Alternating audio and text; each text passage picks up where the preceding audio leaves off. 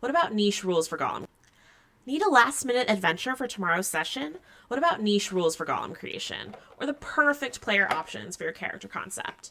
DungeonMastersGuild.com has got you covered. Use code CRITGUILD to save 20%.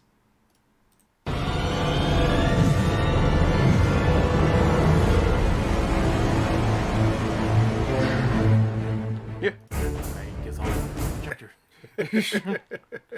You'll have to look up, I guess. Yeah, I don't know why you're in. That's not working. I hope mine's working. It seems to be. Let's confirm really quick. So it was a rough getting started, I think. A little bit, but we're okay. We're here at the very least. That's always a plus. Yeah. So, oh, the Geeky Drinkers followed us. Thank you. Oh, thank you. Hello and welcome, heroes, to the Crit Academy. I am your host, Justin. I'm your co-host, Austin. And I'm your co-host, Dan. This podcast was created to provide you, our heroes, with new and reusable material for both players and DMs. We hope to inspire you with creative content that you can bring with you on your next adventure. Our show may not be suitable for young children, but let's be real here. Neither are our D&D games. It's true. Oh, man. Absolutely not. Actually, so last session was fairly tame. We're actually going to talk a little bit about it here in a second. I do want to apologize for our little bit of late start. As you know, I always go out to theater shows with my wife, and they're not exactly close. And sometimes they run a little late. So I literally got in here about 10, 15 minutes before the show started. So it's kind of rough. And I was here when the show was supposed to start. It's his fault. All I'm here is excuses. Look, when you get held up by one of these deadly dungeon doors, you tell me how that goes. I know, right? Little bastards. Fucking specter behind one of them. God damn it. What an exciting day. First of all, if you're joining us for the first time, thank you so much. If you've been joining us and you enjoy the show and you'd like to support us, head on over to critacademy.com and check out all the D&D supplements we have. Some stuff released on DM's Guild, some on just our website. You can pick up new dice. We just released a new set called the Necromancers. These black and purple dice were bathed in the dark rituals of a necromancer during a sacrifice. Pretty cool. Or some guy named Steve, I don't know. Well, this necromancer was Steve, but yeah. Anyways. I love the generic names because I remember Billy. Poor Billy. I ratted his ass out. There's always Dennis. There's always Dennis. So if you'd like to support our show, you can do it in a number of ways. Definitely head on over and check our stuff out. Because of DM Appreciation Day was this week, or this previous week, a lot of stuff on the Guild is anywhere between 40+% off, so check it out. Woohoo! That being said, thank you so much for joining us today here at Crit Academy Studios, where everything's made up and your roles don't matter. That's right. Your roles are like a dungeon without any interesting doors. So let's be honest. We meet a lot of doors where we're like, it's a little rusty on the hinges. Okay, well, I tried to lockpick it. That didn't work. I think it's jammed. And then the incoming barbarian who was like, you just hear in the distance, mine, and you just... Smashes into it. Mine. 10 cool points for the Vegeta reference from Team 4-Star. Love that. Love those guys. Yeah. We got a lot of really great stuff for you guys today. I got some bad news. Uh-oh. I think my cough is coming back. So that's kind of uncomfortable. So we'll see how that goes. That's not as bad as my boss at work. He did not take 6 weeks off. Oh, geez. Oh, yeah, that's right, yeah. Our main topic today is Deadly Dungeon Doors. We're going to briefly talk about a new upcoming supplement by WotC. And honestly, I am super excited for our monster variant today. I feel like you always are, but that's always good. Well, it's probably because I write them. Yeah. And I'm like, ooh, I can't wait to talk about this. Like, oh, yeah, it's going to be great. It's called the Death Priest Hierophant. That sounds so badass. Yeah. A cultist of Orcus, actually. Which one's Orcus? Big demon guy. Another demon. God of Undeath. Yeah, that's one. Ooh, okay. Pretty nice. Awesome. So before we get too much into our Let's Talk About Blank segment, we finally got back into our live stream for our actual play. We're playing Descent into Avernus, and we just did that this Friday. What did you think? It was surprisingly no combat encounters, as we all agreed. We thought for sure one of us was probably going to get bopped. No one got bopped. Yeah, I was kind of disappointed to not use excessive force on weak enemies this time around. Yeah, well, I think that mostly had to do because they outnumbered you. I mean, it's one thing to clearly be stronger than the enemy, but when there's 2, 3, 4 dozen of them, it becomes dangerous. We can take a couple of you. How about 3 of us? Okay, that's way more. But that's the whole point, is to try to end up finding a way to deal with the situation. Actually, you guys ended up doing some pretty cool stuff. Traveling through some rotten, shitty sewers to get To meet the Rat King. Yeah. Yeah, that was weird. I didn't expect to. I was like, well, on the fly, I was like, well, we gotta find out a way to get in there somehow. And next thing you know, he's like, oh, well, I was like, well, maybe is it faster if we can just meet the guy? And he's like, oh yeah, you can do that. He still took his money though. I mean, yeah, I mean, He basically did. You paid him for the work, but then he made you do it. It's like a self-checkout line for D&D. hey man, I gotta get there somehow. But that was pretty cool. It was a lot of fun. I really enjoyed it. They're probably not gonna be able to avoid combat in the next set, but we'll see. I doubt it. I was surprised we didn't get into combat this last time. What do you guys think about those invisible imps, though? That was interesting because I was like, oh, I'm just gonna use divine sense. I mean, surely there's probably nothing really bad in here, but you never know. And then I use it, and you're like, oh yeah, there's like 4 targets in here. I'm like, excuse me? I don't think I said targets, but that's what was going through your head, clearly. Oh yeah, targets. I was like, oh.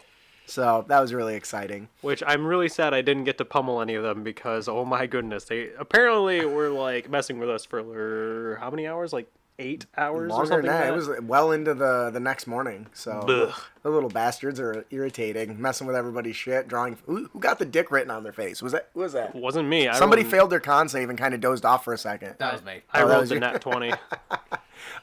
So that's really exciting. You can find that stuff on Twitch. For our Let's Talk About Blank segment, there it was an official WotC announcement of the new Mythic Odyssey of Theros. Sounds so cool. Hell yes, it's a world based on Greek mythology. Which I'm all for. Oh yeah. Like literally 100% all for. Now, correct me if I'm wrong, is it the player's handbook or the DMG? There's actually the list of like the Greek god pantheon too. Yeah. So I think it's no, it is the player's handbook, right? I think it is the Yeah. player's It's handbook. Player's Handbook. That's a weird place for that, but I agree. It's a little Well, odd. so you know which deity your cleric worships. Yeah, I guess, yeah. I was that gonna say makes your sense. like your paladins maybe. that makes sense. I see. I can Yeah. that. Paladins don't worship gods anymore. Oh yeah, you're it's They so worship their oaths. weird. Yeah, they worship themselves as they get stronger. So for the Mythic Odyssey of Theros, it's based off another Magic the Gathering world. Which is always fun. The Guildmaster's Guide to Ravnica was so successful, they decided to revisit another plane. Obviously, this one's all full of very much the Greek theme, great powerful Zeus, all that stuff. Hell yeah. What's really cool, though, is there's a special thing where it says you get to choose supernatural gift that sets you on a path of destiny. Align yourself with one of Theros' 15 gods, then carve a tale of Odyssey or ordeals across the domains of mortals, gods, and the dead. Now, That sounds so fucking cool. one of my very first, I would say, fantasy books was the Iliad and the Odyssey. Okay. It was one of my favorites. The Adventures of Odysseus, and was just a phenomenal thing. And beyond that, I started loving the Rick Riordan series, the Percy Jackson novels, where the main characters are demigods, and I love the idea of my players being demigods and constantly being influenced and pulled by the deities they worship. Now, I don't know if have either of you read the Percy Jackson series? Nope. Not personally, no. In the Percy I know a lot Jackson about it 'cause I series, work at a bookstore. all the demigods hate their parents. Well, yeah. generally. That's in line with the Greek legends. Yeah, they hate them for a plethora of different reasons. Oh, yeah, there's Abandonment is definitely tons, one. yeah. But they constantly try to influence their behavior and stuff, and it's just, I don't know. While I know there's nothing stopping me from doing that in the current campaign setting, I feel like being encouraged to bring the gods to you and Especially since even you can see it on there. It says you literally choose a supernatural gift that sets you onto this, right? And Yeah. you have to align yourself with one of these 15 gods. Yeah. And that is going to be so many options. I love options for roleplay that are mechanically bound, because it's so much easier to kind of roll with the roleplay when you have something that entices you to do so. Right. Like it's mechanically tied to your character, so you're almost forced to do it, but you chose to do it, so it's fun anyway. Right. What's interesting about that is you have to, when you choose to align yourself with a god, you instantly make enemies of other gods. Ooh, I didn't think about that. And that becomes the more interesting and intriguing part to me. But what do you think, Ian?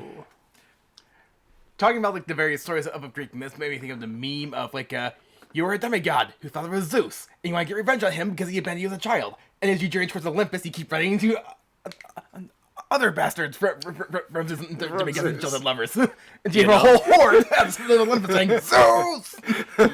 You know, Kill Zeus! that's probably the plot line of whoever plays this. It's gonna be like, hey, I'm going to kill Zeus. You want to join me? Hey, I was actually going to kill Zeus too. Yeah, I'll join. And then I just picture when you got to the foot of Olympus. Everyone's raising their arms to kill Zeus. I just picture when you actually get to the foot of Olympus, Hera shows up. What are you guys doing? We're here to kill Zeus. He screwed us over. Some of us literally.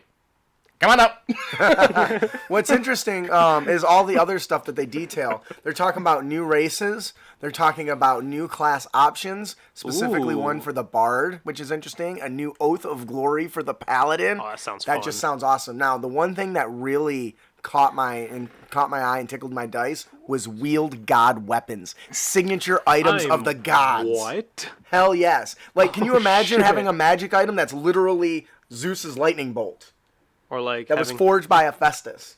getting like Mjolnir or something Or like that. Hephaestus' actual hammer. Is that That's not Norse. Greek? Yeah, it's That's Norse. Norse. Yeah.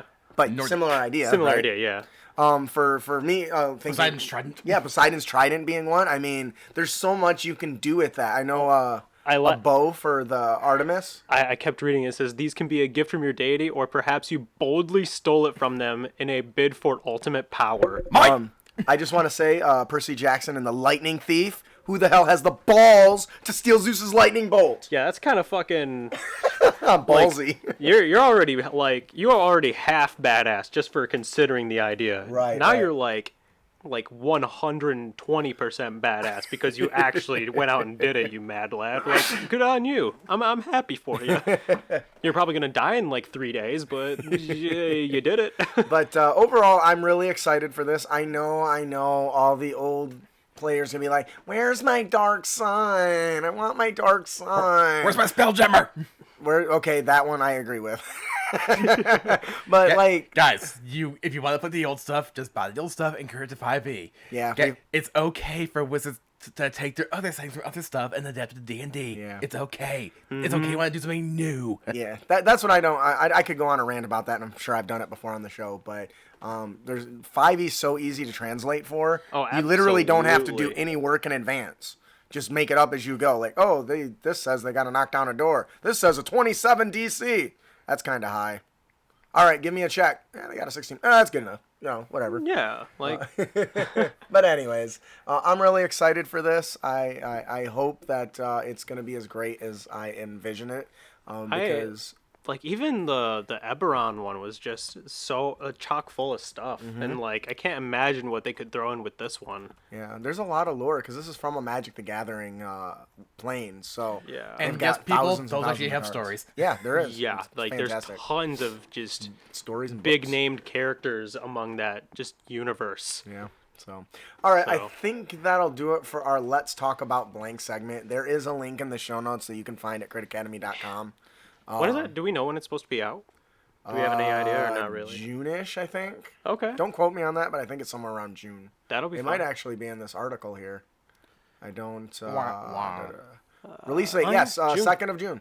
Look at that. I Wow. remembered something. That's really So not that that's- far. They've no, been not coming at all. out really fast with stuff. I'm kidding. Not really. If you think about it, they're like half a year apart generally. Like the most recent one was the Eberron one that came out in November. Oh, I guess you're right. So they're about twice a year, I think. I mean, Anyways, that'll do it for our Let's Talk About Blank. Yeah. Before we move on to our main topic, Deadly Dungeon Doors, we have a giveaway thanks to Loresmith. Austin, would you like to tell us about that? Lord Smith has given us a wonderful little thing to give away to people called the Modular Dungeon Tiles Arcania. The Modular Dungeon Tiles are an easy way to create your own beautiful digital maps. The Arcania lets you make dark, shadowy dungeon map with the fumes of arcane secrets. You can smell that magical goodness. The best part of waking up is magic in your cup. Like God, I hope I don't get sued by Folgers. which booster packs are we talking here? What? The what? Which boosters are we talking here? For what's that? Oh, the what? That's the Gathering. We said Magic in your cup. Oh, I wasn't actually referencing Magic the Gathering directly, but I like where you went. Okay. I'm like, my brain didn't even make that connection. No, What is he not talking even- about? Boost? I know he's talking about boosters, Magic, but I didn't actually think. Okay, I got you. Okay. See, when I make shit up on the fly. it Did just your doesn't hamster go. fall off the wheel again? Yes, he ever I on did the just wheel? spend like 3 hours watching Cinderella, the hammer something. Yeah. Not a clue. Hammerstein. That one, yeah. So Oh. again, it wasn't actually that bad though. Oh, the actress was really pretty. Anyways, so who is our just winner today, there, Ian? Sven's Planet Smasher. Woo! Congratulations! You got to push the button. I did. I didn't do anything. We did it. Congratulations, Sven Planet Smasher. I hope your business isn't too successful there. If you enjoy the product, please make sure to let us know. Let Loresmith know. If you didn't win, have no fear. Crit Academy's here. Head on over to critacademy.com/Loresmith and get free set of digital terrain, some one-page adventures, and some other really cool stuff. So definitely check that out. They have a lot of good stuff. Yeah, Check them out. Chris just does a fantastic job. So moving on to our main topic, we have deadly dungeon doors. Now, let's be honest. Generally, dungeon doors very rarely are they of interest. The most interest they usually are is it's locked and needs to be kicked in. That's generally about it. Occasionally, you run into one with a face on it that talks to you. Yeah. But besides that, Or they're a not- puzzle. Yeah, okay, I give you that. Puzzles, but it's not as often as you would think, right? Nope. No, not at all. Yeah. Well, luckily, Glenn Cooper has got you covered. This Deadly Dungeon Doors currently, as far as I can tell, is the only D&D handbook for creating exciting door encounters for your dungeon adventures. It is just chock full of all kinds of really thick, juicy content. Now, I want to throw something out there. What is the most interesting door encounter you guys have ever come across so far? Anything? Anything that really stood out? I would say Strahd, when we tried to open that door to a tower, when I get struck by lightning, and we actually looked at the door, I'm like, oh, there's a bunch of stick figures in various stances, so I basically had to dance. You had to do like a lightning rain dance? Yep. That is cool. That's an interesting door. I really haven't had any interesting doors. I think really. I can't recall any anyway. Which is kind of sad. None at all. Nope. Aside from your encounter, which was hilarious to think about still. That was kind of the one I was referencing. Yeah. You want to talk about that? I was like, I thought that was interesting. You kind of hurt me for a second. I mean, for my own personal experience, I haven't had any. I'm having trouble connecting to your Wi-Fi. So was he. I don't know what's going on. I hope my internet's not dropping. I blame Comcast. I know you have Charter, but I still blame Comcast. Yeah. It doesn't say you're dropping anything. Weird. I don't know. I mean, I've tried. Yeah, he did you restart or Yep. yeah. Did it work after you restarted? No. No. Oh, your internet still didn't work? No. Well, that's no good. Sorry guys. Well, hopefully mine's feeding through. Okay. People in Twitch, is there any frame drops or anything? Please let us know because I can't tell from here. Storm King's Thunder at the Oracle's Temple. Yeah, that was the one Yeah, I was that talking was- about where you guys had to do this Did the, weird puzzle to get through the We had to grab, teleporter. grab a dude's axe and put it in the right spot, and then we went through a teleporting thing. Yeah, there was a I didn't really consider it a door, though. I considered it just more of a puzzle, I guess. puzzle doorway, I guess. Yeah. That was the door I was thinking of. I was like, I thought that was a cool puzzle. I was thinking his door, where he went through and he was like, do, I'm a wizard. And you went and to I open got the door, my- and then yeah. a specter was, Killed me. right around inside that door, I guess. And he went, and then he died. Reached Yeah. through. It was on the other side. It reached straight through and cut me out, ripped my soul out of my body. And then he died. Yep. Literally died. Wait. Okay, I guess I connected now. See, yeah, I don't know what's going on with it. We've been gone all day, so overall, what is your first impressions before we get too into detail of this? You got a quick skim over it previously. Yep. I definitely think, like I said many times before with many other documents, anything that adds more variety and more challenges for the players and for the DM to pull from is a good thing in my book. And this document does do that. Yep. Yeah. Sorry, I'm really trying to get to the thing, but Yeah, it's fine. It's up here. So what we're gonna do is we're gonna go through and pick a few of the interesting dungeons that they have. I do like the artwork. It's very old school black and white artwork, and it's got dozens of little pictures of different types of doors, things I wouldn't have thought of, and other things I've seen before. What's interesting is they've got a new system. It's like tough. It's called toughness rating, and making them a little more resistant to mine, and kicking in the door. I'm a little more resistant Or to Donald your Duck. local barbarian. Yeah, right. Or Donald Duck. There was a. Never mind. Okay. You get it if you watch the video. So what's really interesting is if you have like a themed dungeon with a particular theme in mind, they give you a lot of different details to alter some of the doors so they fit the theme, which to me is just kind of reskinning. But you don't really have to do that if you're really hell bent on them being in a crystal tower and you want a door that's made of crystal. There actually is something like that, but maybe it's not the right mix. Maybe you don't like the puzzle that comes with that. I mean, it recommends you can change that stuff just like anything else. Yeah. Which is pretty good. At the end of the day, it is still a supplement. You can kind of mix things up to your players. Yep. For your players. So one of the first things I want to talk about, there's a lot of details in like some insight and some additional rules you can do. We're not going to spend too much time on that. I want to talk more about some of the dungeon doors that actually are in here. But they have this really interesting table called doors happen tables. Now, in this example, it says your adventuring party discover the nature of an origin of a strange dungeon nearby. A tomb built to preserve the remains of all heroes slain by a lawful evil lich who was once a local forest druid. He still presides over his tomb, slowly filling the dark space deep underground with more dead bodies of treasure hunting adventurers. Now, Look, man, I don't want to kill these guys, but they hear Lich, they assume I'm evil, and they keep coming in trying to kill me. It's just self-defense at this point, man. It really is. I mean, yeah, he committed the first murder, but like everyone else is just trying to get into his home. I'm just saying. I'm just minding my own business. yes. So they actually have some details on the different dungeon types. So they have dungeon themes that are actually they did kind of include in their table. You got like a death trap, the mines, the tomb, the treasure vault, and the volcano. I thought there was more than that. So one of the first things that it gets into in the chapter is the type of door, right?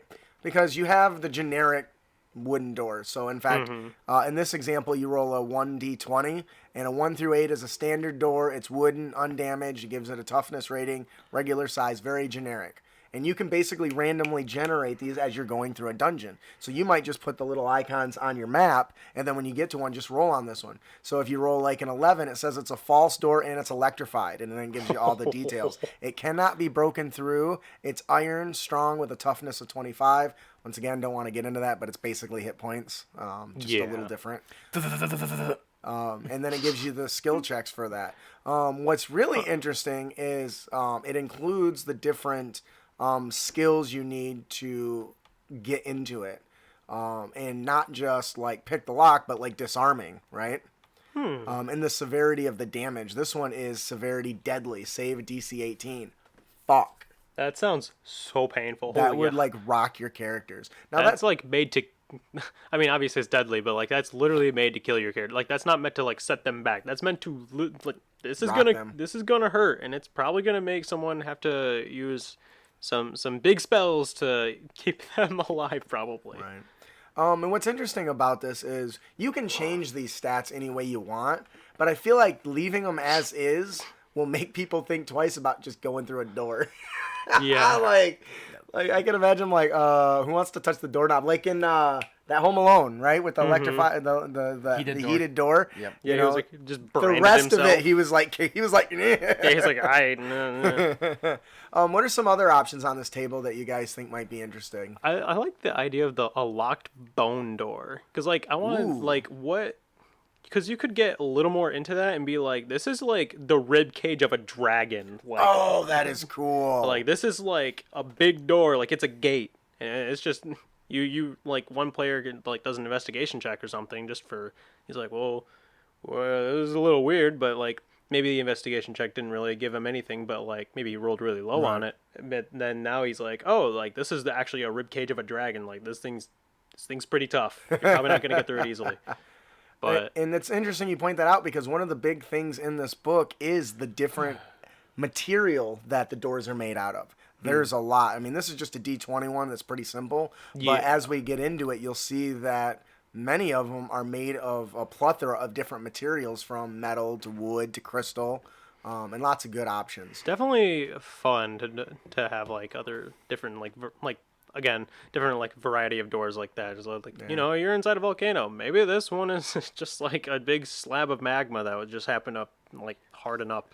Well, it's funny you mentioned that because there's one that's called Pitfall, which basically, when they try to open the door, a gate below them drops out from underneath them and they fall in. That totally would be a great one for a volcano. It just drops you right into the core or something. Oh my God. You better at least give them a saving throw to grab onto something. Yeah, because that would be rough to say the least. And there are some design notes in here. Okay. And it specifically says all traps are automatically deadly. Okay. So this is So you this can isn't- change them, yeah. I mean, I guess you couldn't call it deadly dungeon doors if it wasn't. You know, Right? I guess you're right. I didn't think about that.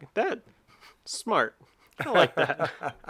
And so another one of these tables there's a bunch of these tables and they're pretty detailed. Yeah, I can tell. This- There's a good paragraph on all of them. Yeah, this one says special door type. So the very first one on this 1D20 is a door behind a throne. It's wooden, undamaged. It gives you all the specs. This one's obvious. It's not hidden or anything, but it is moldy apparently. That's a little tiny detail that I think is interesting. Yeah. So not everything is just designed to Impede be the a players, trap. I guess. Yeah. Yeah. I like how originally I read it as door behind a door, so they just open the door and there's just There's another one there. Like kind of like that one Looney Tunes episode where the guy had like just a bunch of doors, he just kept opening them. That's funny. Well, we made some Looney Tunes references and some other weird cartoon references on this one this time around. It's kind of funny. So we mentioned that they categorize some of the themes. So Yeah. under the mines dungeon, there's once again, I mean, there's a lot of tables in here. Yeah, and they're all D20s, by the way. Yeah, which makes it easy for Which the DM. makes it hundreds. So there's a couple on here. This one is dungeon door type and properties. We mentioned the crystal door. This one's made out of crystal. It has explosive fireball trap. That sounds Kaboom, yo. familiar. Yeah, I think I've done that. Yeah, I have done that. It was warded, and I didn't bother to forgot check. about the glyph of and warding. See, you've Mike- run into more exciting I- doors. that was how a- many hostages we were escorting? oh yeah, it was a lot. I forgot It about killed that. 3 people, and pretty much killed me. So technically 4, but luckily I had some friends who were like, "Hey, please get back up." Yeah, see, I give interesting doors. Yeah. Definitely not made of crystal. Yeah, But, not putting a glyph of warding on it though is definitely dangerous. Oh, man. Once again, that's the crystal one. This one says it's a trap golden door. Ooh. It gives a strength to open it. Once again, I don't want to get all of that. And Yeah. it gives you the details of Psychic what it does, but it does a blast psychic blast trap. And it gives you a table to reference for the blast for the is it like damage. like it's something being shot at you, or does it just explode? Well, like we a can go to fireball? table F1 here and, Oh, okay. and take a look. Let's see, like Control F1. See if we can find it. Because basically it categorizes all the traps and stuff so that they can keep the descriptions in the tables short Yeah, and sweet, I guess. gotcha. But you have to find the actual. Oh, that's probably Table. too far down. Oh Yeah. yeah. I keep hitting F1, but there's like a million that reference table F1. Yeah. I forgot where it was at. Let me zoom that out a little bit. Or I could just keep being previous and Well, next. never mind. Oh, there it is. F1 trap. Oh yeah, my so- goodness. So yeah, so it basically when it references Oh. this trap, it's another D20 table with a collection of traps from poison darts, explosive fireball, lightning bolt, pitfall, poison needles, flamethrower, cone of cold. I mean, sleep gas. I'm a fan of that. Ooh. I recently just did something like that in a game that I ran for the fellas over at Interparty Conflict, where they moved a jar and the whole room's trapped with like sleeping gas. So There's your Psychic Blast. So it gives you the entire detail, all the skill checks, how to avoid it, how long it lasts. There's so much. Yes. And that's why it references it in the D20 chart, so they didn't have to rewrite this every time. Guillotine, Scythe Blade?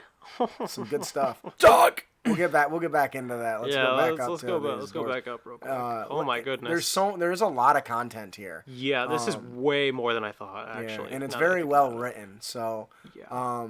It's crazy too because it's not hard to read either. Like it's all right there. Easy. Yeah. Very much so. Very nice. Which is, once again, this, I have to give a lot of credit to Glenn Cooper. There's we'll get to it, but there's a flow chart. You can tell he's an engineer because there is an amazing flow chart in this that just makes this a cinch. Nice. So a couple of the other doors we'll talk about one more for the mine area. You have a large locked wooden door that's pretty traditional. Mm-hmm. It is barred.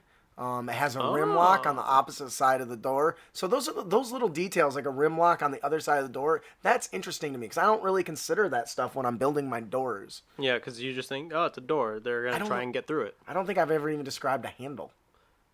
Yeah. It's like you go through, it's a big wooden door. Yeah. What do you do? Yeah, I mean, I guess... I burn it down. Actually, one of our players did do that. I smash it with my face! Oh, that's funny. So what are some of a couple of these ones in the Tomb Dungeon format? Some specialty doors, anything of interest that really jumps out? Okay, so this is something you went actually. No, go ahead. What did you want? The trapped adamantine door. Ooh, that's interesting. I was like, adamantine on it's got a door? flamethrower trap. Oh, that's cool. And it's made of adamantine, so there's no way you're kicking down that door. There's actually no way. The one thing that's interesting is some of the doors are different sizes. Like this one talks about a small iron door. Guess what?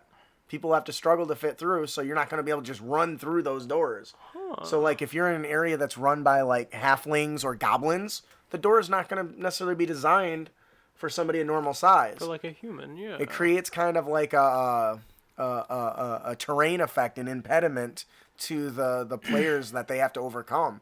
I mean, it's a lot harder to run away from enemies when everyone has to stop and let one person go through the door at a time, that they have to slow down and crouch through and squeeze through and stuff. So I thought that was pretty cool. Weird. That's cool, though. Was there anything that really caught your attention there, Ian? Something of interest? I mean, there's like just a lot of stuff to go through in general, so... Chuckle says barred door, B-A-R-D door. It's a musical door. It plays music. That would be cool. You have to match the tune to get through. Dude, you totally... what is the hypnotize spell? The hypnotize feature from the Warlock? Ooh, dueling banjos. Ding, ding, ding, ding, ding, ding. Wait, that's not a banjo, is it? Yeah, more or less, yeah. Close enough. Yeah. That's closer. So once again, they do have different types of doors. Large trapped locked iron door. Once again, Glenn found a really great way to make these interesting, and they come at different difficulties and attack bonuses. Oh yeah, all sorts of stuff. He uses the scaling system, and I forget which book is in, telling whether it's meant to be an inconvenience or like a setback or. I think that's in the DMG. Yeah, is that in the DMG? I think so. He does categorize it how much difficulty they can expect. Oh, here's a secret wooden door. That's interesting. But why? It's recently repaired, so is it still secret? Like, if there's a big old chunk, like I can imagine having a really nice floor with a hidden trap wooden door, and then one part that somebody had to replace where it just doesn't match. It's just like a patch.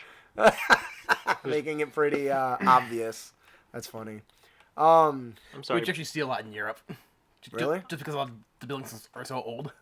The platinum I didn't know that. port. I can't read that. Where at?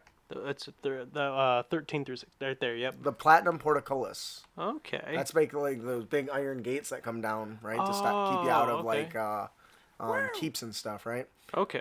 So this is made cool. of platinum. Yeah, which means it's damn near indestructible, I'd imagine. Yeah. But it does have half-inch gaps, which means you could probably shoot through those. Huh. Right? I assume that would give you some sort of cover. It doesn't talk about that. Oh, it tells here. you that it's a DC 20 to lift it. So someone with, you're a barbarian who's going to be like, I got this. Or not. Or maybe not. That's a hard one to hit, DC 20 is pretty high. Well, unless they're raging, then they get advantage. They definitely could do that. What was... Guys, I think I got a chiropractor. What was that? That was in Goonies. They had the big ogre guy. He did that, right? He stopped a door from coming down. Was that Goonies? I think so. I don't remember. know. I have a confession to make. I never actually watched the Goonies. You're killing me, Smalls. Oh, this is cool. A sliding door, like a sliding glass door, but it's a stone door. That's pretty interesting. Like, the door just whoosh and pops in and out. That's pretty cool. I love the idea of using that to trap somebody. Like, have it just go and shut somebody in and catch them by the arm or something. Cracked right through it. Oh, so you can spot through it. You can totally use that to kind of peek in on what's going on the other side. Or the enemy could. Or the enemy could, yeah. You could have like a bunch of goblins standing on top of one another, just kind of peeking. So, like I said, it's got a lot of different details on the doors. I want to get to some of the other features of the book. Dungeon door materials. There is a massive collection of tables for determining what it's made of. So this door material might be there's a table for another table. Oh my goodness. You even have exotic tables. You have more mundane materials. You have a roll for the size. So you basically can build your own deadly dungeon door by rolling each of these systematically. Okay. And by the end of it, you've got a fancy one, right? Whether it's made of gold, silver, mithril. Mithril, that's interesting. Is it really lightweight?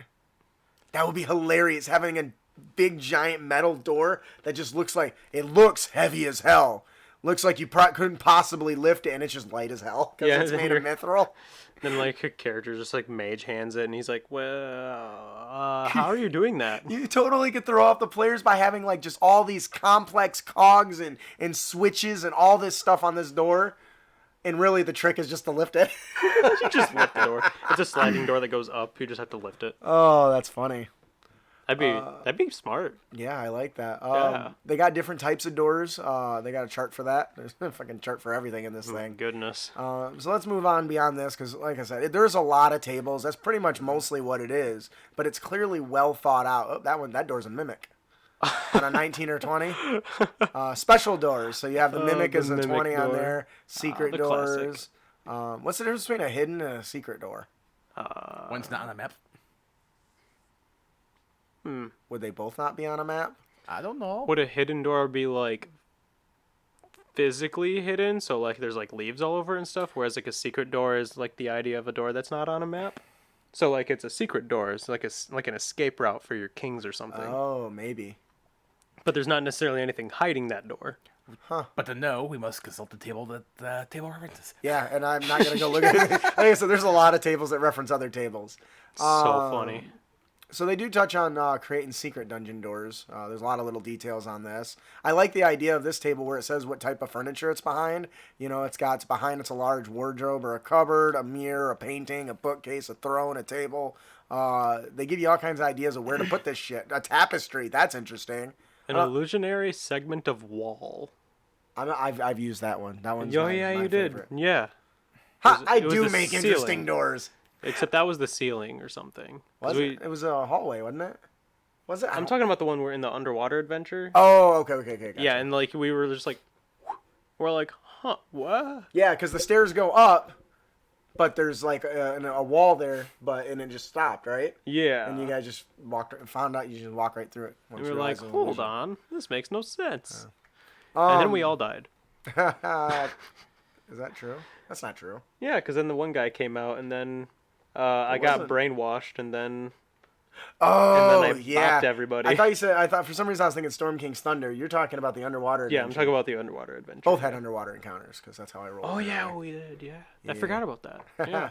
Yeah. Clearly, I'm not very memorable because he just forgets about everything. No, I wasn't part of that underwater part of the Storm Kings. campaign. Yeah. So this is cool. They got lock types, right?